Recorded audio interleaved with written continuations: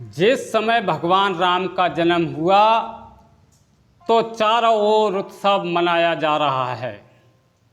भगवान शिव भी भगवान राम के बाल रूप का दर्शन करने गए थे।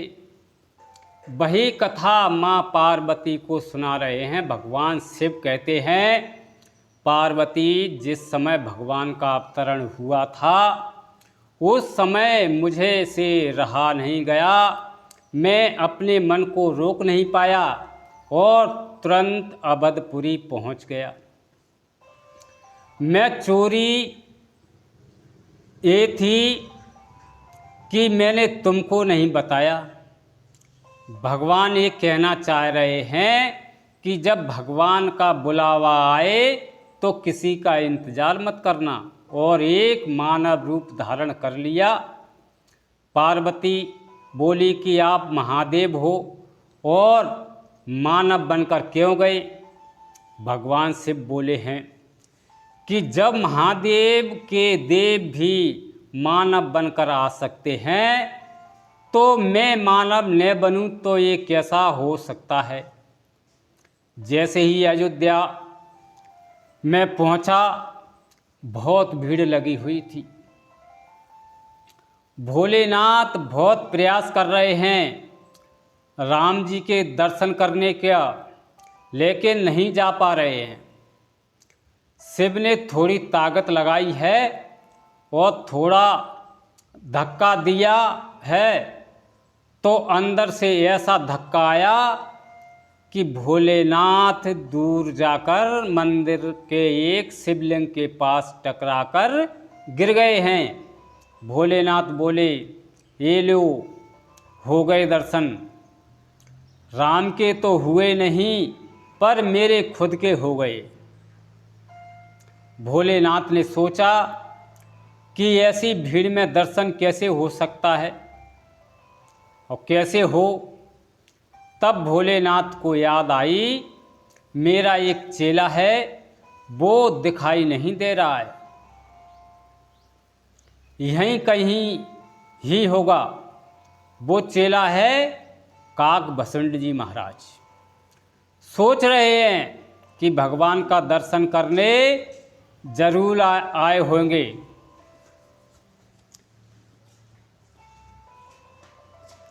काकभुसुंड जी महाराज जैसे ही भोलेनाथ ने उन्हें याद किया तो काकभुसुंड जी तुरंत आ गए, क्योंकि वे कौवे के रूप में हैं। भोलेनाथ को कहते हैं, महादेव कैसे बुलाया है, जल्दी बताइए। भोलेनाथ बोले कि जल्दी बताऊं, पर क्यों, कहाँ जाना है? काकभुसुंड जी बोले कि आपके पीछे उत्सव छोड़कर आया हूँ। शिव बोले कि तुम कहाँ थे? उसने कहा कि प्रभु मैं तो अंदर ही था। दशरथ जी खूब आनंद लुटा रहे हैं, बड़ा आनंद हो रहा है। भगवान शिव बोले कि बढ़िया है, आनंद हो रहा है। मानव को तो भीड़ के कारण रोक सकते हैं, पर कौवे को कौन रोकेगा? वह चेला आनंद ले रहा है और गुरु यहाँ बैठा है। भोलेनाथ कहते हैं कि चेला जी कोई युक्ति बताइए, हमें भी दर्शन करवाइए। काकभुसुंड जी ने कहा कि महाराज चलिए, कोई युक्ति बनाते हैं। काकभुसुंड जी ने भी मानव रूप धारण कर लिया। बहुत प्रयास किया है लेकिन इन्हें अंदर नहीं जाने दिया। अब जब काफ़ी समय हुआ तो भगवान राम ने भी रोना शुरू कर दिया। इनके मन में भी भोले के दर्शन करने की तड़प जाग गई है। अब राम जी दुख में तड़प कर रो रहे हैं और जब ये पीड़ा भरी पुकार मैया के कानों में गई तो कौशल्या बिलक पड़ी कि मेरे लाला को आज क्या हुआ गया है। इधर भोलेनाथ ने भी पूरा नाटक किया है भोले बाबा एक 80 साल के ज्योतिषी बन गए। काग बसंत जी को अपना शिष्य बना लिया और सरयू जी के किनारे बैठ गए हैं। जितने भी लोग रास्ते से आ जा रहे हैं, भगवान शिव उन सबके हाथ देख रहे हैं और सबकी भविष्यवाणी बता रहे हैं। यह बात पूरी अयोध्या में फैल गई कि कोई बहुत बड़ा ज्योतिषी आया है।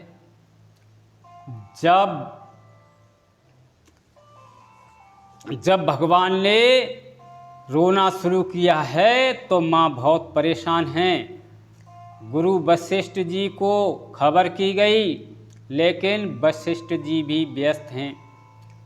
इतने में एक नौकर आकर बोला कि मैया, मुझे खबर मिली है कि एक बहुत बड़ा ज्योतिषी अवधपुरी में आया है। आपकी आज्ञा हो तो उसे बुला लाऊं। माँ तो परेशान थी। मैया ने कहा कि जाओ, जल्दी बुला कर लाओ, बस मेरे लाल का रोना बंद हो जाए। दौड़े दौड़े सेवक गए हैं। भोले बाबा सरयू नदी के किनारे बैठे हुए हैं। नौकरों ने कहा कि आप ही हैं वो ज्योतिषी जिसकी चर्चा हर जगह फैली हुई है। भोलेनाथ बोले, तुम लोग कहाँ से आए हो? वे बोले, हम राजभवन से आए हैं। ये सुनते ही भोलेनाथ का रोम रोम पुलकित हो गया। समझ गए हैं कि मेरे राम ने ही इन्हें भिजवाया है। भगवान से बोले कि क्या करना है, बोलो। वे सेवक बोले कि महाराज जल्दी चलिए, सुबह से लाला आज बहुत रो रहे हैं, रानी ने आपको बुलाया है। भोलेनाथ जैसे ही चलने लगे तो काग बसंत जी ने कुर्ता पकड़ लिया कि महाराज मैं भी तो आपके साथ हूँ, मुझे भी साथ लेके चलो।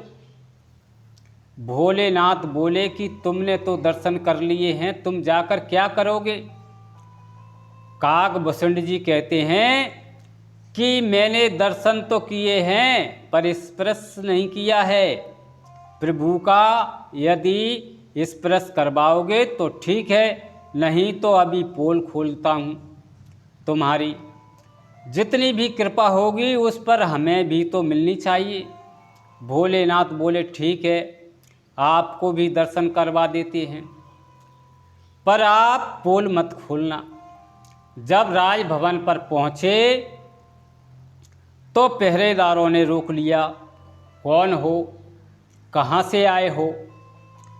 तब नौकर बोले कि इन्हें रानी ने बुलाया है, ये ज्योतिषी हैं, इन्हें अंदर जाने दो। अब भोले बाबा अंदर प्रवेश करने लगे, पर काग बसंत जी को फिर रोक लिया है। पहरेदार बोले ठीक है, ये ज्योतिषी हैं तो अंदर जा रहे हैं, पर ये साथ कौन है जो अंदर जा रहा है? इनके अंदर जाने की मना है। क्या काम है? दशरथ का आदेश है कि किसी अनजाने को अंदर नहीं आने देना है। भोले बाबा मुस्कुरा के अंदर जाने लगे, तभी काग बसंत जी ने प्रभु से कहा कि मुझे भी साथ लेके चलो, नहीं तो मैं फिर पोल खोलता हूँ।